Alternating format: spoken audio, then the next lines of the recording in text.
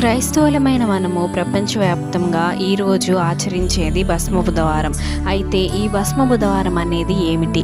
Lent లేదా ఉపవాస దినాల 40 రోజులకు ప్రారంభం ఈరోజు. అయితే ఈస్టర్ తేదీని బట్టి ఈ తేదీ కూడా ప్రతి సంవత్సరం మారుతూ ఉంటుంది. బూడిద లేదా భస్మం అనేది మనం పాత నిబంధన గ్రంథంలో ఎన్నోసార్లు పశ్చాత్తాపానికి గుర్తుగా చూడవచ్చు. గోనెపట్టను ధరించి బూడిదతో ఉపవాసము చేయడం అనేది మనము చాలాసార్లు చూస్తాము. అదే విధముగా ఈ 40 రోజులు మనం కూడా మనల్ని మనం తగ్గించుకొని పశ్చాత్తాపముతో దేవుని సన్నిధిలో మొరపెట్టాలి. అయితే భస్మ బుధవారంతో ప్రారంభమయ్యి ఈ లెంట్ దినాలు 40 రోజులకి ముగుస్తాయి.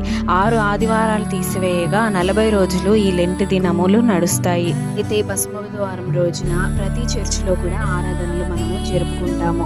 అయితే బూడిదతో నుదుటి మీద సిలువ గుర్తు వేయడం అనేది ఎన్నో చర్చిల్లో కూడా చేస్తారు. మరి ఈ బూడిద ఎక్కడి నుండి వస్తుందంటే